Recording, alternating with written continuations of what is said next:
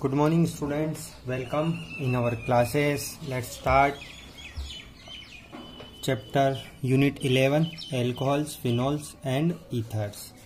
So in this chapter we are discussing the electrophilic aromatic substitution. हम electrophilic aromatic substitution पढ़ रहे थे. In this case we already discussed about nitration reaction and now let's discuss halogenation on treating with phenol. Halogenation, so phenol की reaction हम करवाएंगे with bromine से. So see this is phenol and here is bromine. This CS2 carbon disulphide, ये carbon disulphide है. This is solvent, मतलब ये solvent है जिसके अंदर ये रिएक्शन हो रही है. तो यहाँ पर आप लो पोलरिटी का कोई सा भी सॉल्वेंट ले सकते हो, जैसे क्लोरोफॉर्म CHCl3 ले सकते हो, कार्बन डाइसल्फाइड ले सकते हो. एंड टेम्परेचर शुड बी लो. अगर टेम्परेचर कम है तो यहाँ पे मोनोब्रोमोफिनॉल्स बनेगा. मोनोब्रोमोफिनॉल्स मीन्स एक ही ब्रोमीन सब्सटीट्यूट होगा. ठीक है. सो देखो monobromophenols product are forms. So this is ortho product. यहाँ पे ऑर्थो पोजिशन पर ब्रोमीन सब्सटीट्यूट हो जाएगा और एक बार पेरा पोजिशन पे हो जाएगा. तो मेजर प्रोडक्ट इज पेरा पोजिशन, पेरा ब्रोमोफिनॉल वाला ये जो हमारा है ये मेजर प्रोडक्ट रहेगा. And this is our minor product. When you choose bromine in इस सॉल्वेंट, ये वाला सॉल्वेंट लोगे या ये वाला, तब ये मोनोब्रोमो बनेगा. सो अगर हम जो यूजुअल बेंजीन के साथ हम अगर हेलोजिनेशन करते हैं तो हमको वहां पे लुईस एसिड की जरूरत पड़ती है, सच एज FeBr3 जो कि पोलराइज करता है हेलोजन मॉलिक्यूल को. अगर हम फिनॉल लेते हैं तो bromine molecule takes polarization of bromine molecule takes place even in the absence of Lewis acid. Lewis acid की हमको जरूरत नहीं है फिनॉल के केस में. क्यों? Because it is due to highly activating effect of hydroxyl group attach to the benzene ring. Next देखो B वाली, यही सेम रिएक्शन. अगर आप फिनॉल की रिएक्शन ब्रोमीन के साथ करवाते हो विद ब्रोमीन और वाटर लेते हो, पहले हम क्या ले रहे थे? कार्बन डाइसल्फाइड ले रहे थे. इससे पहले हमने क्या लिया था? यहाँ पर CS2 लिया था, कार्बन डाइसल्फाइड. इस टाइम हम वाटर ले लें, ब्रोमीन और वाटर. देन यहाँ पर ट्राई ब्रोमोफिनॉल बनेगा, 2,4,6 ट्राई ब्रोमोफिनॉल. मतलब और एक यहाँ पे भी ब्रोमीन सब्स्टिट्यूट होगा ऑर्थो पोजीशन पे, एक इस ऑर्थो पोजीशन पे, एक पैरा पोजीशन पे. तीनों जगह ब्रोमीन सब्स्टिट्यूट हो जाएगा अगर ब्रोमीन लेंगे एंड देन वाटर लेंगे. ब्रोमीन वाटर के साथ में अगर इसकी रिएक्शन करवाते हैं और यहाँ पे व्हाइट प्रेसिपिटेट की तरह बनने वाला है. ओके. तो ये दोनों A और B हेलोजिनेशन दोनों रिएक्शन याद रखना है. कौन सा सॉल्वेंट ले रहे हैं उसके ऊपर डिपेंड होगा which product is form. Next see this. Next reaction Kolbe's reaction. Kolbe reaction, what is Kolbe reaction? See this is the Kolbe's reaction. This is another important reaction. If you take phenol and react with sodium hydroxide, जब ये phenol और sodium hydroxide से react होगी तो यहाँ पे sodium phenoxide बनेगा. This is sodium phenoxide and when this react with sodium phenoxide react with carbon dioxide, ये एक वीक इलेक्ट्रोफाइल है. It is a weak electrophile and in the presence of H+ means acid. So here 2-hydroxybenzoic acid will be formed. This is another important example. It is known as salicylic acid. Okay, ये salicylic acid की reaction है जो कि exam में पूछी जाती है. Next Reimer Tiemann reaction. This is the another important reaction, Reimer Tiemann reaction. Okay. See first of all this is phenol. हम फिनॉल की रिएक्शन देख रहे हैं तो phenol react with, this is chloroform with sodium hydroxide. तो आप phenol की reaction कराओगे chloroform and aqueous sodium hydroxide. So here it is a formation of intermediate. तो यहाँ पर एक इंटरमीडिएट बनेगा इस तरह से. एंड व्हेन इसकी रिएक्ट तो आपस से आप सोडियम हाइड्रोक्साइड से होगी तो यहाँ पर ये सोडियम फिनोक्साइड जनरेट होगा. Okay. See here it is intermediate and then react with sodium hydroxide. जब ये इंटरमीडिएट इस तरह से बनेगा, सोडियम हाइड्रोक्साइड से रिएक्ट करेगा, then sodium phenoxide and here aldehyde group is introduce as ortho position. तो यहाँ पर ये एल्डिहाइड ग्रुप इंट्रोड्यूस हो जाएगा ऑर्थो पोजीशन पे. And then when it reacts with H+, इसकी वापस से हम एसिड से रिएक्शन करवाएंगे तो ये फिनॉल जनरेट हो जाएगा. इसको हम बोलते हैं सेलिसिल एल्डिहाइड. रिमर टिमेन रिएक्शन बहुत इंपॉर्टेंट रिएक्शन है. इसको आपको एज इट इज याद रखना है. So treating phenol with chloroform in the presence of sodium hydroxide CHO group is introduced है ortho position, मतलब अल्टीमेटली इससे चलेंगे और ये प्रोडक्ट बनेगा। तो ये और ये जरूर से याद रहना चाहिए आपको रिमर-टिमेन रिएक्शन के लिए, फर्स्ट वाला और ये। इसके लिए किस किस की जरूरत है ये भी याद होना चाहिए। इसको बोलते हैं Reimer Tiemann reaction. Okay, next reaction of phenol with zinc. Zinc dust के साथ में जब हम रिएक्ट करवाते हैं, phenol react with, phenol is converted to benzene. Phenol जो है is converted to benzene on heating with zinc dust. जब ये जिंक डस्ट से रिएक्ट करेगा तो ये फिनॉल जो है बेंजीन में कन्वर्ट हो जाएगा एंड जिंक ऑक्साइड बन जाएगा। नेक्स्ट ऑक्सीडेशन अगर हम करते हैं फिनॉल का, oxidation of phenol with chromic acid produce a conjugated diketone known as benzoquinone. This is chromic acid salt, sodium dichromate and this is H2SO4। तो क्रोमिक एसिड्स है, phenol की रिएक्ट करवाएंगे sodium chromate, sodium dichromate and ऐसे तो यहाँ पर diketone बन जाएगा। एक दो कीटोन ग्रुप इंट्रोड्यूस हो जाएंगे। ये देखो एक कीटोनिक ग्रुप इधर है और एक इधर है, तो इसको बोलते हैं बेंजोक्विनोन। ये रिएक्शन होंगी in the presence of air, phenols are slowly oxidise to dark coloured mixture containing quinones. Okay, so this is another important reaction. Now let's discuss ethers। अब हम ethers को डिस्कस करने वाले हैं। हमारा अल्कोहल खत्म हुआ, फिनॉल खत्म हुआ। Now we are discussing about ethers। So first of all preparation of ether, how to prepare ethers. Ether को कैसे प्रिपेयर करना है। सो फर्स्ट कैटेगरी है by dehydration of alcohol. We can prepare ethers from alcohol. हम alcohol से ether की preparation करने वाले हैं। So see this is ether and this is acid H2SO4 and here 443 kelvin temperature. देखो आप एसिड लेते हो और इतना टेम्परेचर लेते हो, एसिड लेते हो और इधर अगर टेम्परेचर कम करते हो, देखो टेम्परेचर के ऊपर डिपेंड करेगा कि प्रोडक्ट क्या बनने वाला है। देखो अगर टेम्परेचर ज़्यादा है तो यहाँ पर एल्कीन बनेगा, दिस इज एल्कीन। और अगर आपने टेम्परेचर थोड़ा कम रखा तो यहाँ पर ईथर बनेगा। ईथर का फार्मूला आपको पता ही है, ये होता है ROR, इसको हम ईथर बोलते हैं। ओके, सो ये एक R ग्रुप इधर, एक R ग्रुप इधर, तो ये है डाई इथाइल ईथर। सो टेम्परेचर एसिड और टेम्परेचर के ऊपर डिपेंड करेगा प्रोडक्ट क्या बनेगा। कि टेम्परेचर ज़्यादा रखोगे तो alkene will be form and if temperature is low then ether will be form. So ये डिहाइड्रेट हो जाएगा। अगर ये एल्कीन बनता है तो ये डिहाइड्रेशन रिएक्शन है। और in the presence of sulphuric acid and ethoxyethane is the main product. तो देख सकते हैं आप टेम्परेचर के ऊपर। इसका मैकेनिज्म आपसे पूछा जाएगा एग्जाम में, सो ये आपको याद होना चाहिए। Mechanism of this reaction, see this is हम एल्कोहल से प्रिपेयर कर रहे हैं, एल्कोहल और एसिड से। This is alcohol and this is acid. So ये अपने दो इलेक्ट्रॉन पेयर इसको डोनेट करेगा और ऑक्सीजन और हाइड्रोजन के बीच में बॉन्ड बन जाएगा और ऑक्सीजन के ऊपर पॉजिटिव चार्ज आ जाएगा। इस तरह से ये एक बॉन्ड बन गया और यह पॉजिटिव चार्ज। इसको हम बोलते हैं प्रोटोनेटेड एल्कोहल। प्रोटोनेटेड क्यों बोलते हैं, क्योंकि इसने प्रोटॉन को एक्सेप्ट किया है, इसलिए इसको हम बोलेंगे प्रोटोनेटेड एल्कोहल। अब ये जो प्रोटोनेटेड एल्कोहल है, ये इस प्रोटोनेटेड एल्कोहल पे अनदर एल्कोहल मॉलिक्यूल अटैक करेगा। ये दूसरा एल्कोहल मॉलिक्यूल है, ये इसके पास लोन पेयर ऑफ इलेक्ट्रॉन है, ये अपने लोन पेयर इलेक्ट्रॉन इस कार्बन को डोनेट करेगा। तो इस ऑक्सीजन और कार्बन के बीच में बॉन्ड बन जाएगा और ये जो कार्बन ऑक्सीजन बॉन्ड है ये ब्रेक हो जाएगा। तो ये दो इलेक्ट्रॉन इस ऑक्सीजन के पास जाएंगे और ये इस कार्बन और इसके बीच में बॉन्ड बनेगा।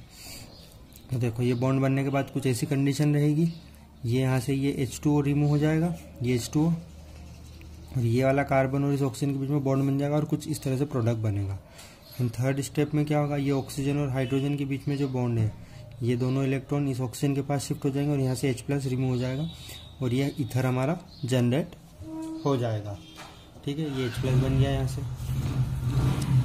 सो acidic dehydration of alcohol to give an alkene is also associated with substitution reaction to give an ether। ये एक substitution reaction है, मैंने आपको बताई थी SN1 और SN2 मैकेनिज्म वाली।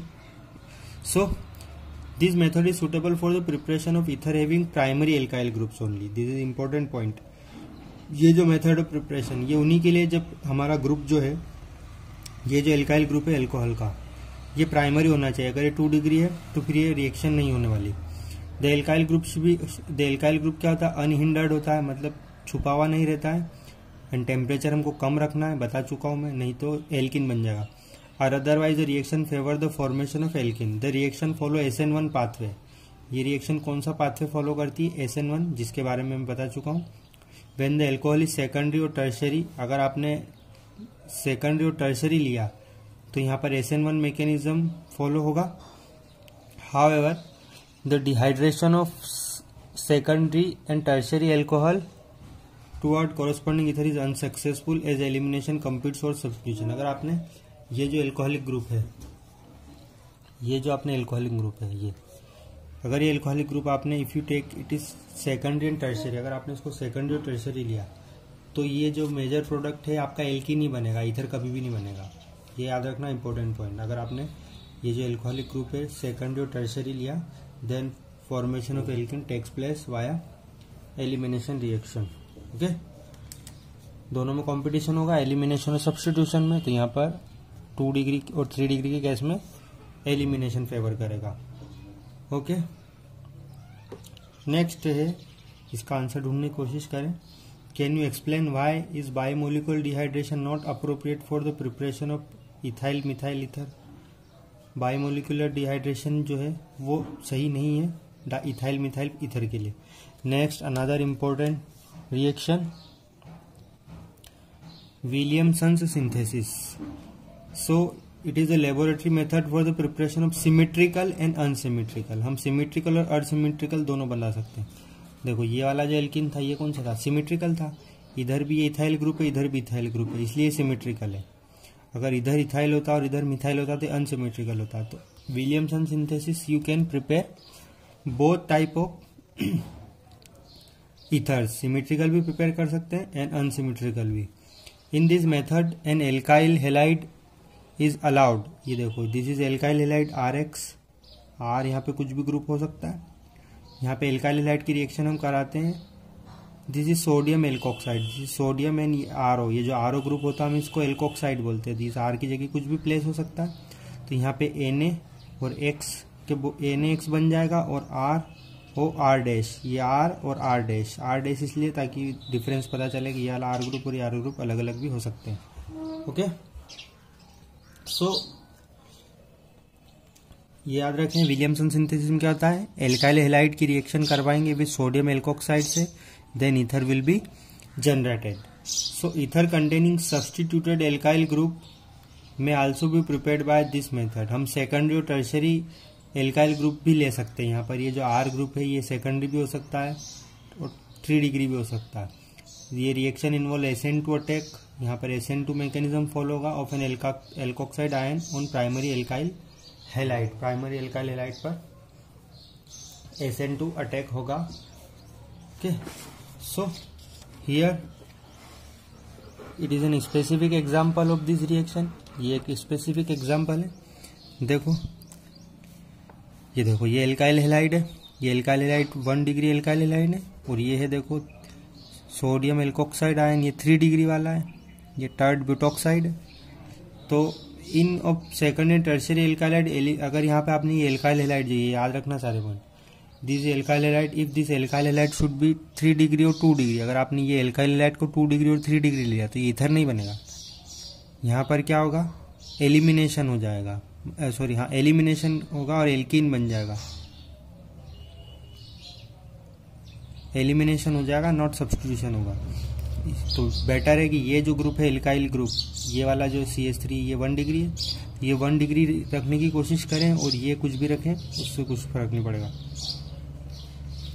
No other form, for example the reaction देखो, अब यहाँ पर हमने 1 डिग्री चूज करा था तो ये ईथर बन गया, ये Na और Br बन गया और ये कार्बन और इस ऑक्सीजन के बीच में बॉन्ड बन गया और ये वाला प्रोडक्ट बन गया। अब देखो यहाँ पे देखो ये हमारा जो एल्काइल हेलाइड देखो ब्रोमीन एंड दिस ये टर्शरी 3 डिग्री वाला एल्काइल हेलाइड है। आपने 3 डिग्री लिया और इधर ये वाला एल्कोक्साइड लिया मिथॉक्साइड, तो देखो यहाँ पर एलिमिनेशन हो गया, 2 मिथाइल प्रोपीन बन गया। मतलब यहाँ पर ये NaBr तो बनेगा ही सही, यहाँ पर एक एल्कोहल बन जाएगा। तो ये इस कार्बन और इस कार्बन के बीच में डबल बॉन्ड बन जाएगा, या इस कार्बन और ये तीनों एक ही है, तीनों सिमिलर है, तो इस कार्बन और इसके बीच में डबल बॉन्ड बन सकता है। तो यहाँ से एक हाइड्रोजन रिमूव हो जाएगा। ठीक है, देखो ये एक हाइड्रोजन रिमूव हो गया। CH3 CH3 CH3 CH3 देखो CH3 CH3 CH2 carbon carbon double bond. Okay, तो ये डिपेंड करेगा कि इफ एल्काइल हैलाइड कौन सा आपने चूज किया है। सी इसका रीजन क्या है? It is because alkoxide are not only nucleophile but strong base as well. इसका रीजन ये है कि एल्कोक्साइड सिर्फ एक स्ट्रॉन्ग न्यूक्लियोफाइल ही नहीं है बट एक स्ट्रॉन्ग बेस भी है। They react with alkyl halide leading to elimination reaction. See ये देखो, the following is not appropriate reaction for the preparation of tert butyl ethyl. ये एक रिएक्शन दे रखी है, रिएक्शन सही नहीं है। क्यों? इसको प्रिपेयर करने की, ये जो यहाँ पर टर्ड ब्यूटाइल ईथर, ये वाला ईथर इस रिएक्शन से क्यों नहीं प्रिपेयर हो सकता? इसका मेजर प्रोडक्ट क्या होगा? देखो क्यों नहीं हो सकता। देखो ये 3 डिग्री एल्काइल हैलाइड है, ये 3 डिग्री एल्काइल हैलाइड। अगर 3 डिग्री लोगे तो ईथर नहीं बनेगा, एल्किन बनेगा। ये ईथर नहीं बनेगा, एल्किन बनेगा। ठीक है, so this is sodium ethoxide. So major product of the given reaction यहाँ पर क्या होगा? एल्किन बनेगा, ये वाला प्रोडक्ट बनेगा। क्यों? क्योंकि यहाँ पर this is 3 degree alkyl halide. The major product of the given reaction is 2 methyl prop 1 ene. It is because sodium ethoxide is a strong nucleophile as well as a strong base. ये जो sodium ethoxide है strong nucleophile भी है और base भी है। मैंने आपको बताया था न्यूक्लियोफाइल और बेस में क्या डिफरेंस होता है। न्यूक्लियोफाइल जो होता है वो कार्बन के ऊपर अटैक करता है और बेस जो होता है वो हाइड्रोजन के ऊपर अटैक करता है, ये ध्यान रखना। सो दस एलिमिनेशन रिएक्शन प्रीडोमिनेट्स और सब्स्टिट्यूशन। अब ये पूछा right a suitable reaction for the preparation of tert butyl ethyl ether. इसके लिए सही रिएक्शन बताइए। तो सही रिएक्शन क्या होगी? हमको ये जो एल्काइल हैलाइड है ये हमको इट शुड बी 1 डिग्री, तो हम यहाँ पे 1 डिग्री एल्काइल हैलाइड लेंगे। ओके, यहाँ पर ये हम 1 डिग्री एल्काइल हैलाइड लेंगे। सो here it is 1 degree alkyl halide and this is ये 3 डिग्री एल्कोक्साइड आयन ले लेंगे तो ये ईथर बनेगा। उसी तरीके से same by same reaction phenols are also converted to ether. हम फिनोल को भी ईथर में कन्वर्ट कर सकते हैं। Phenol react with sodium hydroxide, sodium hydroxide और phenol react, then sodium phenoxide is generated. Sodium phenoxide की रिएक्शन कराएंगे हम एल्काइल हैलाइड से, तो ये इसके ऊपर अटैक करेगा, ऑक्सीजन और इस एल्काइल ग्रुप के बीच में बॉन्ड बनेगा और NaX बन जाएगा and this product will be forms. तो ये रिएक्शन भी याद रखें। नेक्स्ट है physical property. What is the physical property of ethers? Ether की फिजिकल प्रॉपर्टी कौन सी है उसको देख लेते हैं थोड़ा। सो देखो, carbon oxygen bond in ether are polar and thus ethers have a net dipole moment. Carbon oxygen का बॉन्ड पोलर होता है, इन दोनों की इलेक्ट्रोनेगेटिव डिफरेंस है, so that its bond is dipole moment. लेकिन ये वीक पोलर होता है। Weak polarity of ether do not appreciable effect their boiling point. कम पोलर है इसलिए इसके बॉइलिंग पॉइंट पे ज्यादा इफेक्ट नहीं पड़ेगा। Which are comparable to those of alkanes of comparable molecular mass but are much lower than the boiling point of alcohol. So इसका boiling point alcohol से कम होगा लेकिन एल्केन से ज्यादा होगा। सो देखो, इन सबका मोलिकुलर मास समझना चाहिए। देखो ये एन पेंटेन, इथोक्सीथेन एंड ब्यूटेनॉल, सबसे ज्यादा किसका बॉइलिंग पॉइंट है? 390 केल्विन। एल्कोहल का सबसे ज्यादा होगा बिकॉज इसमें हाइड्रोजन बॉन्डिंग प्रेजेंट होती है। उसके बाद ईथर आएगा एंड सबसे एंड में एल्केन आएगा। ठीक है, पेंटेन। इन सबका मोलिकुलर वेट सेम होगा। इसके अलावा इनकी सोल्युबिलिटी की बात करें अगर हम, the miscibility of ether with water resemble those of alcohol of the same molecular mass. तो जितना एल्कोहल वाटर में डिजोल्व होता है उसी तरीके से ईथर भी इसमें डिजोल्व हो जाएगा। इन दोनों की सोल्युबिलिटी लगभग सेम होती है। Both ethoxyethane and butanol are miscible to almost the same extent. देखो ये 7.5 एंड ये 9 ग्राम पर 100 ml। 100 ml में ये 9 ग्राम होगा एल्कोहल और ये 7.5 होगा ether. While pentane is essentially immiscible, लेकिन पेंटेन जो होता है लगभग इमिसिबल रहता है, मतलब डिजोल्व नहीं होगा, घुलेगा नहीं। Can you explain this observation? आप इसका ऑब्जर्वेशन बता सकते हो? इसका रीजन क्या है कि ये क्यों?